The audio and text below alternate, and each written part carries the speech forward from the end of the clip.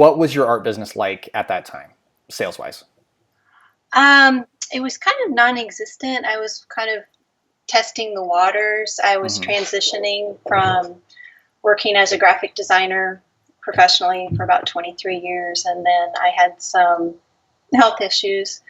I started going back to my fine art, and it just transitioned. Mm-hmm. For me, I took this class because it was it was very reminiscent of when I had graduated from college many moons ago. So when I got out of school, I was trained as a fine artist and a designer, but everything had gone to computers almost immediately. So it was sink or swim, and the people that had been in it for a long time, a lot of people got out of it, or just when we graduated, it's like you had to learn it. There wasn't a choice. So I felt like with the advent of social media the last few years and going into art, it's a different animal than working in corporate and design. And I just felt like this is a new phase and I need to learn this. It's either sink or swim, like it was back then. So I'm trying to embrace it and not. So that's why I took the course.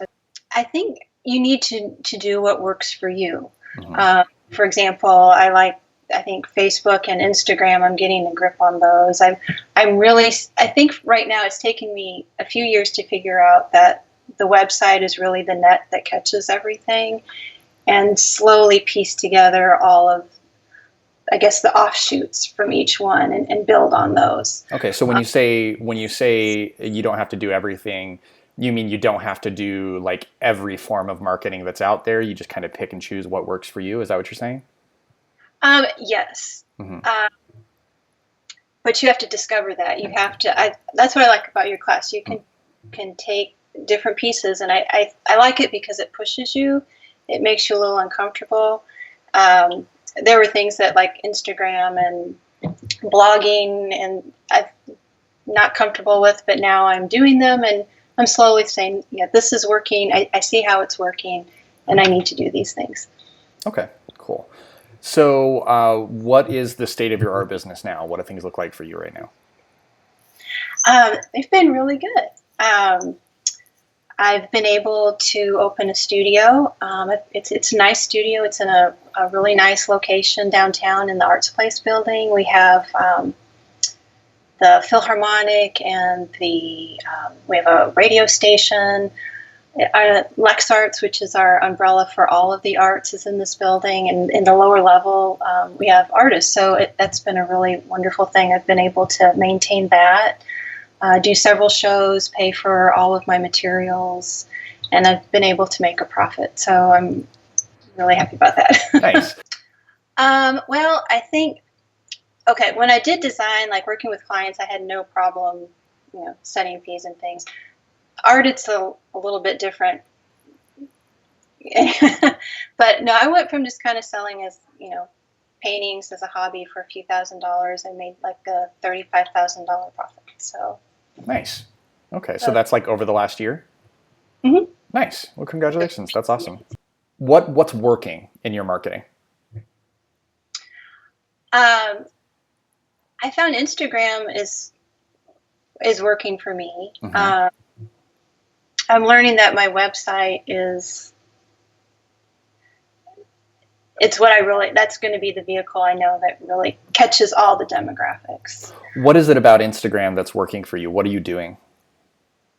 I think it's just the visual feed. I'm getting better at photography, and I did a project. I did 365 meditations a few years ago, and I posted every single day. And I really got a lot of response from that. And it kind of had a domino effect. I got into some publications. I had a few people do videos on me. And it's led into other projects. And then I've connected those. And this year I've done some bigger projects. And in fact, I just found out it just came out, but I'm in Kentucky Homes and Gardens. So I was pretty excited about that. So all of that publication and media stuff comes from your Instagram efforts? Yeah, Instagram. Okay. And how did you come up with the idea for the series that you did? It was really after taking your class, working in a series. Mm-hmm. We talked a lot about how important that was. So, and I was trying to be more comfortable I do pastels, so I was trying to be more comfortable and not being so realistic, being a little more abstract and atmospheric, being comfortable with my mark making, and just putting it out there. Whether I was comfortable with it or not, I wanted to show that it's a real process. Sometimes it works, sometimes it doesn't. And then I would attach quotes, and I tried very hard to keep it very positive, even if I was really at a low moment. I'm like, what is a quote that pulls you out of that moment that's inspiring? And so I did that throughout the year, and I had a lot of really good response from it. So Nice. it's Awesome. kind of all these other projects. So it's just to say, whoa, I need to, I guess that starts when we first were talking about, I don't have to do everything. I can just do a few things and do them well. Okay. And I can say no too now. So Okay. So basically, like, you got the idea of working in a series, so you conceptualized a series, and then you started sharing that series one a day on Instagram. And as people saw that, they told their friends about it, and that led to these other press opportunities, and which led to additional sales. yes. Okay. And that happened over the course of like 2 years. Yes. Okay. Well, actually a year. And then this past year, it's evolved into other projects, bigger projects. And Okay. that's where I felt like I've kind of had to, a little bit overwhelmed. So Yeah, it's really interesting to me. The timeline that you describe is actually, a little faster than a lot of other artists that I've seen, but that 3 to 5 year timeline seems to be pretty common for a lot of artists to get to the point where you're at. So you're a little ahead of the curve, but yeah, that's awesome. So if somebody were talking to you and saying, I'm thinking about taking How to Sell Your Art Online, what would you say? oh, I would definitely recommend it. But I would say you've got to put the work in. Mm-hmm. It's something you have to be very dedicated, and you just have to keep trying because it's hard. But it's good. It's been very beneficial for me. So Cool. I appreciate you saying that. When you say put the work in, what does that mean? uh, figure out, you give all these little studies to do. You really need to do them, and it's like with anything else. If you want to see the fruits of your effort, you have to do it. Mm-hmm. And I would say what you get out of it is, I think your course holds people accountable. Mm-hmm. If you put the work in, there's accountability, support. I've met a lot of artists, and then too, just all the feedback you get. Oh, if I need music for this, what do I do? Just little things. I know that I can go on your site, and there'll be someone that has the same question, and just a little tidbit, and it saves hours of having to look all the information up. So.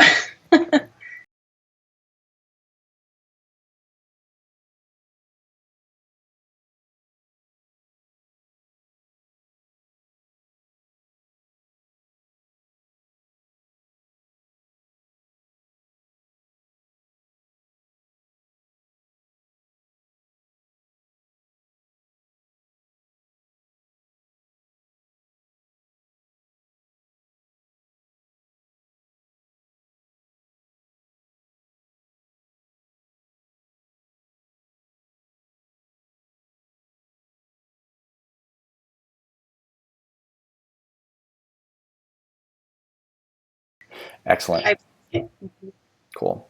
Okay. and, yeah, and connectivity. It's a good way to. Because a lot of us are, introverted, and I think it's a great. It's a great connectivity to meet people that I would never have met before. Nice. So. Excellent. Well, I think I have basically what I need from you. Is there anything else that you wanted to say? I know you got some notes there. Is there anything else that you wanted to say or wanted to add? Um, well, I think other than just doing the social media, you also have to do other things. Like, Mm-hmm. um, for me, the social media has been very good for people in their 20s and 30s, maybe a few 40s. But then I find when the few sales, the really good sales, are in your, 50s, 60s, and 70s, Mm-hmm. they just won't do. They just won't. Even I try to I got my mom to open an Instagram account, which she keeps private, and friends only, me and my sister. So, so there's that hurdle. And I've tried to educate people and show them all, because they like to come in the studio, they like to see the process. But I'm like, well, if you want to see what I'm doing on a regular basis, just go on my Instagram. It's just a photo. It's not, and I find that group even finds Facebook too invasive. Mm-hmm. They like privacy, or they'll only go on it once in a blue moon, Mm-hmm. and it's just, well, so. Yeah. But I try to do things like work with foundations. A lot of my art is art and healing too, and try to do things that will connect with the public to bring people in. So I think that's a big part of it as well. And then educating people and connecting them to social media. Um, So does that make tell me, yeah, it makes complete sense, and I think I understand what you're saying. When you say working with foundations, what does that mean? Well, a few of the galleries, I try to find things that are a good fit, that have good intent with my work. Mm-hmm. And I've worked with a few galleries that are connected with foundations like mental health, eating disorders for women, cancer centers, but it not only benefits the foundation, but the artist as well. And that connects you with other people. Nice. So you're contributing a portion of your sales to those foundations? Right. They Mhm. support both the artist and the foundation. Right. So, because I'm finding everybody wants you to donate, so I'm trying to be better about that, because you get taken advantage of. Mm-hmm. Yeah. Okay. I'm getting better.